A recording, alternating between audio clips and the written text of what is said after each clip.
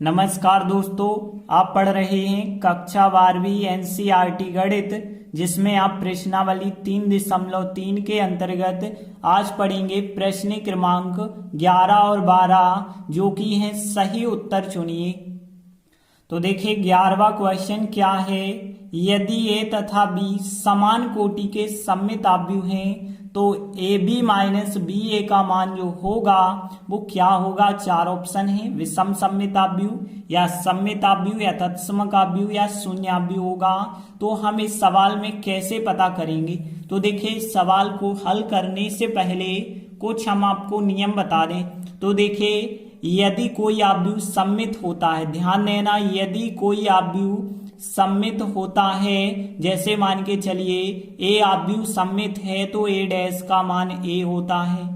यदि कोई आव्यूह विषम सममित है, ध्यान रखना इस बात का, यदि कोई आव्यूह विषम सममित है और मान के चलिए वो आव्यूह ए है तो ए डैश का मान माइनस ए के बराबर होना चाहिए। और आपको तत्समक आव्यूह तो पता होगा, जिसमें जो है विकर्ण के रूप में एक एक एक होता है, बाकी सभी अवयव शून्य होते हैं। और शून्य आव्यूह में जितने भी अवयव होते हैं आव्यूह में सबके सब शून्य होते हैं। तो इतने नियम तो आपको पता है। इसके अतिरिक्त देखिए एक नियम और, क्योंकि हमने सवालों में सत्यापन किया है कि ए माइनस बी का जो डैश होता है वो ए डैश माइनस बी डैश के बराबर होता है, तो यह भी एक नियम है। विकल्प में पूछ सकते हैं कि ए माइनस बी डैश का मान, तो आप बताएंगे ए डैश माइनस बी डैश के बराबर होता है।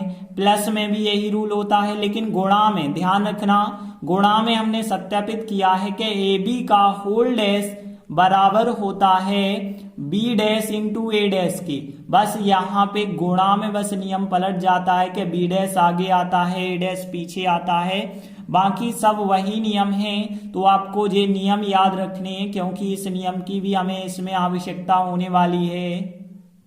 तो देखिए हमें दिया गया है ए तथा बी सममित आव्यूह हैं। सममित का मतलब है ए डैश का मान ए के बराबर होगा, क्योंकि ए आव्यूह सममित आव्यूह है।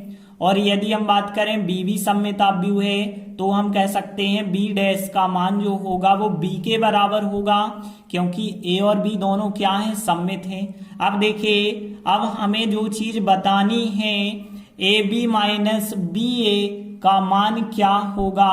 तो देखिए ए बी माइनस बी ए की बात करनी है तो हम इसका डैश निकाल के देखते हैं क्या आता है, क्योंकि हमें सममित या विषम सममित पता करना है तो डैश ही तो निकालते हैं। जैसे सममित में डैश निकालते हैं तो बिल्कुल वही आता है, विषम सममित में डैश निकालते हैं तो वही तो आता है, लेकिन माइनस चिन्ह का डिफरेंस हो जाता है। तो हम ए बी माइनस बी ए का डैश ज्ञात करेंगे। तो देखिए हमें पता है ए माइनस बी का होल डैश बराबर ए डैश माइनस बी डैश होता है, तो इसी नियम के द्वारा यहाँ पे हो जाएगा ए बी का डैश माइनस बी ए का डैश। अलग अलग आप डैश लगा सकते हैं इसी नियम के द्वारा। तो देखिए ए बी पे अलग डैश लगा दें, बी ए पे अलग डैश आप लगा दें। इसके बाद देखिए ए बी का डैश बराबर होता है बी डैश इंटू ए डैश, तो इसके स्थान पे बी डैश इंटू ए डैश आएगा। देखिए बी डैश आगे ए डैश पीछे, यहाँ पे यदि आप देखें तो ए डैश आगे आएगा और बी डैश जो है पीछे आ जाएगा। अब यदि आप देखें कि बी डैश का मान बी के बराबर है तो बी लिख दें, ए डैश का मान ए के बराबर है तो ए लिख दें, और ए डैश का मान ए के बराबर है तो ए लिख दें। बी डैश का मान यहाँ पे बी के बराबर है तो बी लिख दें। अब देखिए यहाँ पे आप ऐसा बिल्कुल नहीं कर सकते कि बी ए और ए बी समान है इस वजह से इनको काट दें, जीरो आ गया मतलब शून्य आव्यूह। बिल्कुल नहीं होता है, क्योंकि हमने आव्यूह में ऐसा नियम पढ़ा है कि ए बी बराबर नहीं होता है बी ए के, ये नियम पढ़ा है, इसलिए ए बी और बी ए काट नहीं सकते आप। यदि आप यहाँ से माइनस चिन्ह कॉमन लेते हैं तो ध्यान देना, जब माइनस चिन्ह कॉमन लेंगे तो बी ए ऋण का हो जाएगा और ए बी धन का हो जाएगा। तो ए बी को हम आगे लिख देते हैं और बी ए को हम पीछे लिख देते हैं, बी ए ऋण का हो जाएगा। क्रम बदलने से तो कोई अंतर आता नहीं है। ऐसा क्यों किया है, क्योंकि इस आव्यूह का जो डैश है वो माइनस चिन्ह लगा के इसी आव्यूह के बराबर आया है, और हमने बताया था किसी आव्यूह का डैश बराबर माइनस चिन्ह वही आव्यूह, तो फिर क्या मतलब होता है, वो आव्यूह जो है विषम सममित आव्यूह है। तो हमने लिखा आता है ए बी माइनस बी ए एक विषम सममित आव्यूह है, मतलब इसका राइट आंसर ए हो जाएगा। इसके बाद 12वां सवाल है, एक आव्यूह ए दिया गया है तथा a प्लस ए डैश का मान तत्समक आव्यूह आई के बराबर है, तो अल्फा का मान क्या होगा।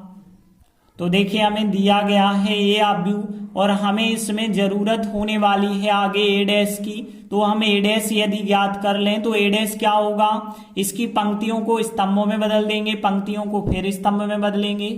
तो यहाँ पे ए डैश का मान ज्ञात हो जाएगा, cos alpha minus sine alpha को स्तंभ बना के लिखिए, फिर साइन अल्फा कॉस अल्फा को स्तंभ बना के लिखिए, तो ए डैश तो ज्ञात हो गया।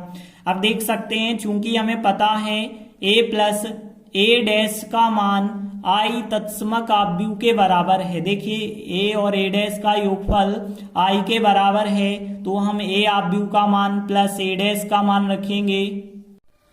तो देखिए हमने ए आव्यूह का मान रखा, प्लस चिन्ह लगा के ए डैश का मान रखा, बराबर आई तो हमें पता है तत्समक आव्यूह होता है 1 0 0 1 होगा। क्यों होगा, क्योंकि सवाल 2/2 कोटि का है, तो 2/2 कोटि का ही तत्समक आव्यूह लेना होगा। अब हम इन दोनों का यदि योगफल करेंगे तो देखिए यहाँ पे क्या प्राप्त होगा, कॉस अल्फा में कॉस अल्फा यदि आप जोड़ेंगे तो 2 कॉस अल्फा हो जाएगा, minus sine alpha plus sine alpha cut जाएगा 0, और यहाँ sine alpha minus sine alpha फिर कट जाएगा 0। कॉस अल्फा में कॉस अल्फा जोड़ेंगे तो यहाँ पे 2 कॉस अल्फा हो जाएगा, और बराबर में कितना चल रहा है, बराबर में 1 0 0 1 चल रहा है। देखिए अब आपके पास 2 आव्यूह बराबर आ चुके हैं, और आपको पता है 2 आव्यूह यदि बराबर होते हैं तो उनके संगत अवयवी समान होते हैं, उनकी आप तुलना कर सकते हैं।